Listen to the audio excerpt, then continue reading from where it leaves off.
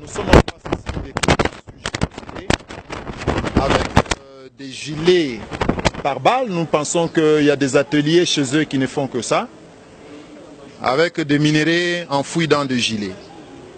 Et nos services étant informés, comme vous le savez ces derniers temps, le gouvernement est en train de gérer une situation à Massissi de manière à remettre la paix.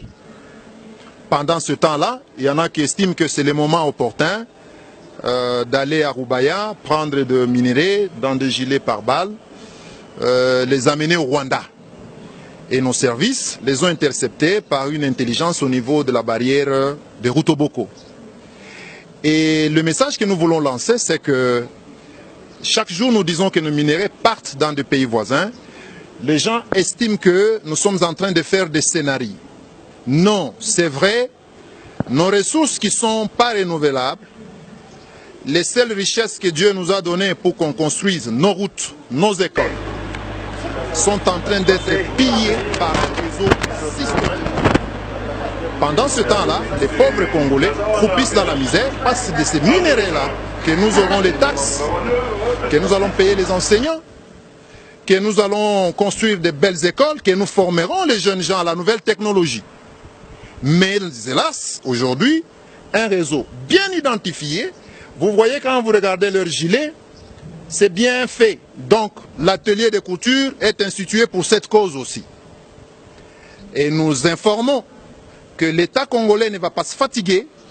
Ce cas est déjà pris en charge par la justice. Vous voyez que la justice est là, le gouvernement provincial est là, la DGM est là pour renforcer les dispositifs au niveau de la barrière, de manière à ce que les mines que Dieu nous a données pour que nous soyons heureux servent réellement aux Congolais pour que désormais les Congolais soient heureux. Ce n'est pas avec ce genre de pillage que nous allons construire ce pays.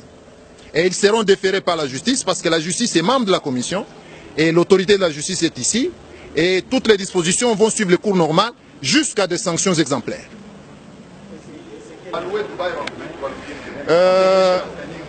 Ils ont l'air d'être simplistes, mais ça peut vous faire, dans une mine de rien, 70 kilos de coltan. Voilà.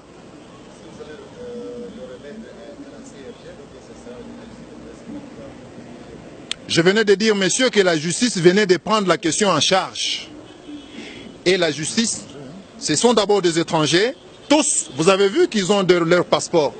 C'est des sujets rwandais. Ils ont leur passeport chacun. Où est votre passeport, monsieur? C'est des sujets rwandais, chacun avec son passeport. Ils entrent tout bonnement, parce que ce n'est pas interdit. Mais eux, ils viennent chez nous avec une mission spécialisée. Il y en a un qui est entré le 7. Comment le même 7 qui est entré, il est allé trouver le minerai? Donc, cette machine-là de pillage systématique de nos ressources par des pays voisins fonctionne. Le gouvernement congolais aussi fonctionne. Voilà pourquoi nous avons mis la main là-dessus. Et nous n'allons pas dormir. Et nous profitons de cette occasion pour dire merci à tous les services qui fonctionnent pour préserver ce que Dieu nous a donné. Et nous répétons, si nous ne serons pas en mesure de transformer les minéraux que Dieu nous a donnés en bonheur, néanmoins nous serons en mesure de les laisser dans les sous-sols pour que nos avenirs, nos générations futures, trouvent les mines dans les sous-sols et construisent le pont que nous on aurait peut-être échoué de construire.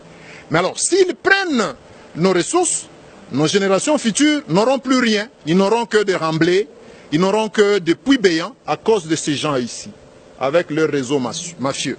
Donc nous disons merci à tout le monde, au gouverneur, au ministre provincial, au parquet, l'immigration, et tout le monde, nous sommes mobilisés pour que les richesses restent soit dans nos sous-sols, ou soit sortent par des voies légales, et nous percevons les taxes et on construit des routes.